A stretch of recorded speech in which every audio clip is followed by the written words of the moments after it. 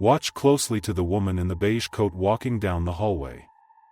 Her name is Nia Patterson, 29 years old, leasing assistant for a downtown Newark apartment complex.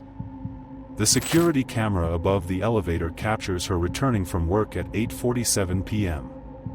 The footage shows her carrying a shoulder bag and a set of keys. She appears calm, walking at a steady pace. She turns right toward apartment 4B. At 8:48, she reaches her door. The camera positioned above the stairwell shows her inserting the key. The hallway light flickers once. Her posture shifts slightly, as if she hears something behind her. She turns her head, then faces forward again. At 8:48, the key remains in the lock, and Nia Patterson is no longer visible. When building maintenance discovers the hallway light out of service the next morning, the key is still in the door. The lock shows no sign of forced entry. The apartment behind the door is empty. The following account is compiled from surveillance footage, witness statements, and police documentation from the Newark Police Department's Violent Crimes Division.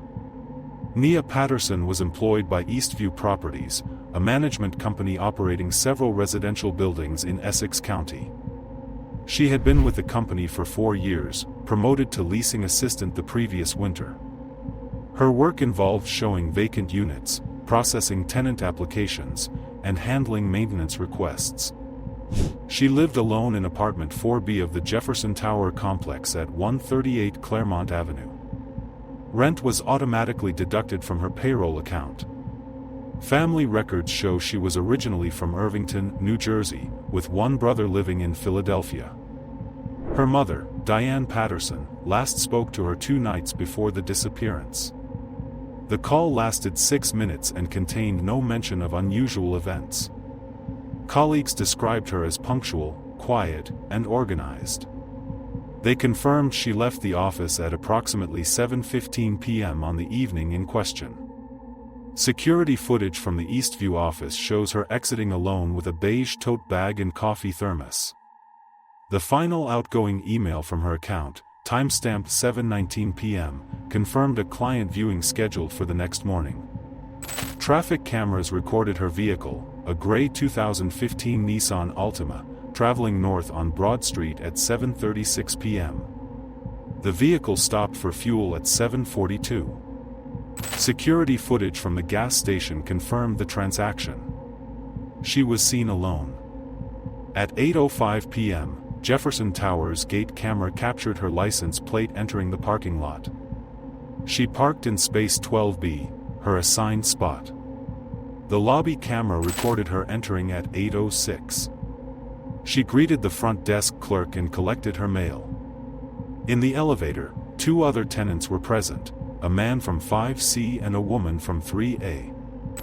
Audio recorded a brief exchange between them about a hallway light on the 4th floor that was flickering. Nia exited the elevator first. At 8:42 p.m., she left her apartment briefly and was seen on the lobby camera purchasing water from a vending machine. She returned upstairs via the stairwell. By 8:47 she reappeared in the 4th floor hallway carrying the same tote and her keys. She approaches her door, inserts the key, and then disappears from the frame 34 seconds later. At 10 o'clock the next morning, a maintenance worker noticed the same hallway light flickering. He found a key left in the lock of apartment 4B. Assuming the tenant was inside, he knocked. No response. He reported the situation to management. At 10:30, management used a duplicate key to open the door. The apartment was empty. Mail from the previous day sat unopened on the counter. A water bottle stood on the table. The bed was neatly made. Nothing appeared disturbed. Police were notified at 10:47. Officer Carla Medina arrived at 11:02 and secured the scene.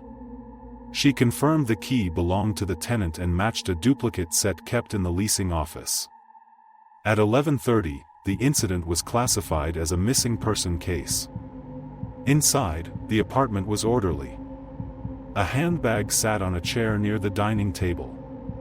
A phone, still charging, was on the couch. The work ID badge was beside it.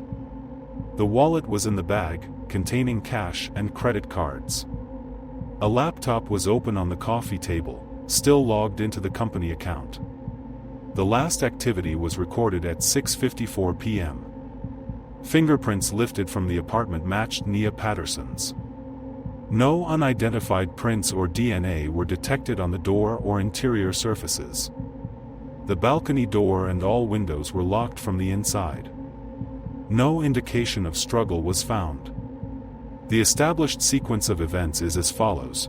She left work at 7:15 p.m., was recorded on Broad Street at 7:36, bought fuel at 7:42, entered Jefferson Tower at 8:05, collected her mail at 8:06, reached her apartment at 8:08, went to the vending machine at 8:42, and was last seen at 8:48 inserting her key. After that, no further sighting exists. Her car remained in its parking space. Her phone and purse were still inside the apartment. Jefferson Tower, built in 1972, houses 84 units across 9 floors. Entry requires a key fob that logs all access events. No unauthorized entries were recorded that night. Maintenance records show one employee on duty until 8:30 and another beginning the overnight shift at 11 o'clock. Neither reported suspicious activity. Front desk clerk Kenneth Morgan stated that Patterson walked past him twice, first at 8:06 when she came in from work and again around 8:42 when she went to the vending machine. He did not see her return. He described her as calm, wearing a beige coat and carrying a key ring with a small blue flashlight attached. Detective Calvin Rhodes assumed primary responsibility for the case at 2 p.m. He reviewed footage from all building cameras and began interviewing residents. 17 tenants lived on the 4th floor. 3 reported faint noises between 8:45 and 9 p.m. described as a door creak or something metallic. None reported shouting or commotion. The apartment next to hers, 4A, was unoccupied for renovation. Inspection found no disturbance or entry.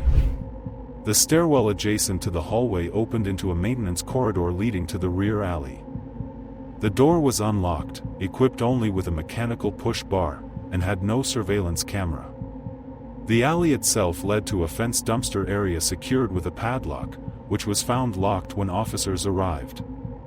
The area surrounding the complex is lightly populated, consisting of small warehouses and a grocery store. The store's external camera pointed toward the street but not the building entrance. Footage from 8 to 9:30 p.m. showed minimal activity. A delivery driver passing by at approximately 8:55 reported seeing a dark sedan parked at the curb with hazard lights on but could not identify the make or license plate. At 4:15 that afternoon, Detective Rhodes and Officer Medina met with Diane Patterson, the missing woman's mother, at her home. She provided contact numbers for relatives and co-workers and confirmed that her daughter had no known conflicts or threats. She emphasized that her daughter never failed to check in and described her disappearance as impossible. By the next morning, Newark police requested assistance from regional units. Flyers circulated at bus stations and transit terminals. Detectives reviewed 2 weeks of prior footage from the building and found her routines consistent. She left for work around 7:30 each morning, returned between 6:30 and 7 o'clock, and rarely socialized with tenants. No visitors had been recorded at her apartment in the week before the disappearance. Her phone records showed calls to her mother and one coworker. The only other recurring number, labeled J, belonged to a prepaid phone that was later deactivated. On the 3rd day, investigators searched the basement and utility areas of Jefferson Tower. The basement contained electrical and maintenance rooms. At 11:12 a.m., a maintenance supervisor discovered an unsecured vent cover leading into a crawlspace between the conduits. Dust trails suggested recent movement. Inside were a flashlight and an empty water bottle. Both items lacked clear fingerprints. The flashlight model matched the one attached to Patterson's key ring, though her keys themselves were missing. The water bottle brand matched those sold in the building's vending machine. No additional evidence was recovered. The crawlspace ended near the foundation wall that opened to the rear alley through a narrow grate. The opening was too small for a person but large enough for small objects to pass through. Exterior soil showed slight disturbance but no footprints. Detective Rhodes hypothesized that Patterson encountered an unknown individual near her apartment, possibly someone with building access, and was removed from the area through maintenance routes. The theory remained unconfirmed. As of the fifth day, verified findings were limited: her last appearance at 8:48 p.m., the key left in the door, no forced entry, no signs of struggle, no movement on bank or phone records, one unidentified dark sedan near the building, and a flashlight resembling hers recovered from the basement crawlspace. Technical specialists were requested to examine the building's camera logs to determine if footage had been deleted or tampered with. On the sixth day of the investigation, the technical inspection of Jefferson Tower's surveillance system began. The building used an analog-to-digital hybrid system that recorded to a local server in the basement office. The storage device retained approximately 10 days of footage before automatic overwrite. The technician determined that several camera feeds had experienced a brief power interruption between 8:40 and 8:50 p.m. on the night Patterson vanished. The outage lasted 57 seconds. When the feed resumed, camera 4 on the fourth floor displayed static for the next 20 minutes before normal recording returned. The maintenance department reported no scheduled work during that window, and no breakers were tripped in the electrical room. Investigators concluded that someone likely disconnected or interfered with the feed locally rather than from the central panel. Detective Rhodes ordered a forensic copy of the drive and forwarded it to the state laboratory for enhancement. He noted that the brief interruption coincided almost exactly with the time of the last sighting. Building access logs from that same window revealed one additional entry: a maintenance key fob registered to an employee named Jason Marks was used at 8:46 p.m. to open the side entrance leading to the basement stairwell. Marks' shift ended at 8:30. He initially told officers that he had already clocked out and gone home, but GPS data from his phone showed him still within the property at 8:50. Marks was interviewed again. He claimed he returned to retrieve a tool he had forgotten and used his fob to re-enter the basement. He stated that he heard nothing unusual and left through the rear exit around 9 o'clock. Security footage did not show him exiting. The alley camera for that side of the building had been offline for repair since the previous week. A search of Mark's vehicle produced no evidence linking him to the disappearance. He consented to a polygraph examination. Results were considered inconclusive. Investigators conducted a comprehensive search of Jefferson Tower and the surrounding blocks using K-9 units. Dogs picked up a trace scent in the stairwell leading from the fourth floor to the basement but lost it near the utility corridor. No trace was found outside the structure. Detective Rhodes expanded the inquiry to include all contractors and staff with building access in the 30 days prior. Background checks revealed no outstanding warrants or major criminal histories among employees. On the seventh day, the missing woman's vehicle was processed. No latent prints other than her own were recovered. The trunk contained routine personal items, jumper cables, grocery bags, and a pair of work shoes. Nothing appeared disturbed. The following morning, building management received a voicemail from an unidentified caller using a blocked number. The voice was male, calm, and said only, "You're looking in the wrong hallway." The message lasted 3 seconds before disconnection. The phone company traced the call to a prepaid device purchased from a convenience store 5 miles away. Store surveillance was reviewed but no usable image of the buyer was captured due to camera position. The device was later found discarded in a storm drain near Branch Brook Park, water damaged and inoperable. The voicemail led detectives to re-examine footage from all floors. At 8:50 p.m. on the night in question, a faint shadow appeared in the reflection of the elevator doors on the third floor. The figure's outline suggested a person standing close to the wall, outside the field of view. The resolution was insufficient to identify clothing or features. No residents reported seeing anyone unfamiliar in the building that evening. During the second week, investigators executed search warrants on several nearby vacant properties owned by Eastview Properties, including a maintenance storage facility 3 blocks away.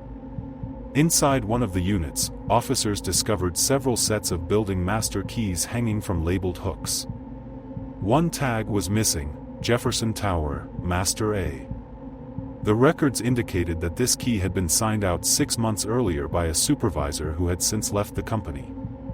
His current whereabouts were verified. He had moved to Pennsylvania and cooperated fully, stating he returned the key before resignation. There was no paperwork confirming its return. Forensic analysis on the recovered basement flashlight found microscopic textile fibers consistent with beige wool fabric, similar to the missing woman's coat. The fibers were too few to yield DNA. Detective Rhodes continued interviewing residents. One tenant from the 5th floor recalled hearing footsteps in the stairwell between 8:45 and 9 o'clock that night, heavier than normal, followed by the sound of metal scraping. Another tenant mentioned hearing the freight elevator move around 9:10, even though it was supposed to be locked after 8 p.m. No maintenance logs indicated authorized use. The freight elevator was inspected. Dust accumulation on the roof panel showed disturbance consistent with someone recently accessing the top of the cab. The manual release hatch was unlatched. Swabs taken from the panel produced partial fingerprints unsuitable for comparison. By the 10th day, media coverage increased. Local news ran surveillance stills of Patterson entering her building, accompanied by official statements urging anyone with information to come forward. Dozens of tips were received, most irrelevant. One caller claimed to have seen a woman matching her description near Newark Penn Station 2 nights after the disappearance. Surveillance from the terminal was reviewed, no match found. Detective Rhodes requested assistance from the State Crime Lab to restore the corrupted portion of Camera 4's feed.